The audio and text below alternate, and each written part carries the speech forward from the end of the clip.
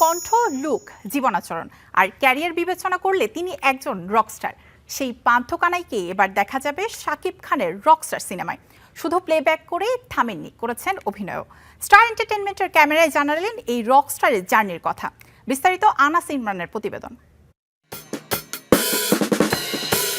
তোমার মনের গহীন গাঙে উপচে পড়ে জল, সে জলে সাঁতার কাটো তুমি অনর্গল, আবার ডুব সাঁতারে অনেকে নাকি আনন্দে টলমহল। তাই সামনের মাসে তোমায় একটা নৌকা কিনে দেব।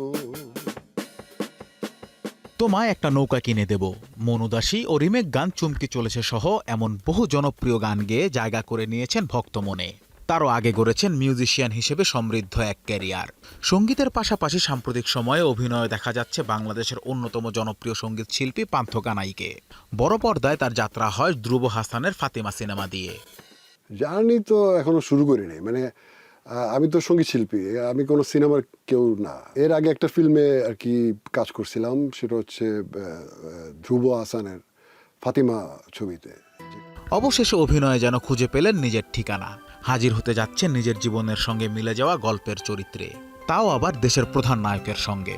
আসন্ন ঈদুল আজহায় মুক্তি পেতে যাওয়া রকস্টার সিনেমায় দেখা যাবে বাস্তবের এই রকস্টারকে। শুধু গানেই নয়, পাশাপাশি তিনি অভিনয় করেছেন গুরুত্বপূর্ণ একটি চরিত্রে। এই সিনেমার সাথে যুক্ত হওয়ার নেপথ্যের গল্প বললেন এই সঙ্গীত শিল্পী।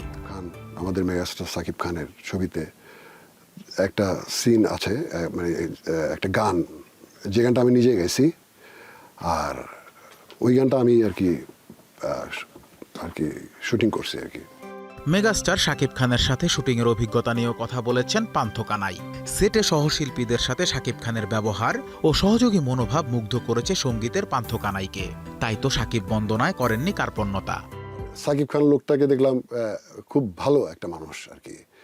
সে শুধু নিজে অভিনয় করে, নিজেকে নিয়ে ব্যস্ত থাকে না। সে দেখলাম যারা সাইড অ্যাক্টিং করছে, সে তাদের ব্যাপারেও খুবই কেয়ারফুল। সে এসে কথা বলছে সুন্দর করে। রকস্টার সিনেমার জন্য নির্মাতা আজমান রুশো নিজেই যোগাযোগ করেন পান্থকানাইয়ের সাথে। গল্প শোনার পর নিজের ব্যক্তিগত জীবনের সাথে মিল খুঁজে পান, তাই বেশ আগ্রহের সাথেই যুক্ত হয়েছেন এই মেগা প্রজেক্টে। এরপর গান ও অভিনয়ে উজাড় করে দেন নিজের রকস্টার সত্তা।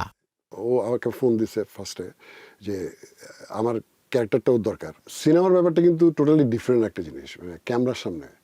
আর শুটিং জিনিসটা খুবই পেইন একটা জিনিস, মানে সারাটা দিন এত কষ্ট, মানে এটা তো নিজেদের মানে আসলে এটা খুব একটা এনজয় করি না আর কি আমরা শুটিংটা, যারা মিউজিশিয়ান আছে আমরা। সিনেমাটিতে পান্থকানাইয়ের গাওয়া গানটি প্রকাশ্যে আসবে আগামী 10 মে। ভক্ত ও দর্শকদের রহস্যের ভিতরে রাখতে চাচ্ছেন সিনেমা সংশ্লিষ্টরা, তাই এখন পর্যন্ত প্রকাশ করা হয়নি গানটির শিরোনাম। এখন দেখার বিষয় রকস্টার সিনেমায় সত্যিকারের রকস্টার পান্থকানাই নিজেকে কতটা মেলে ধরতে পারেন। Anas Imran, star entertainment.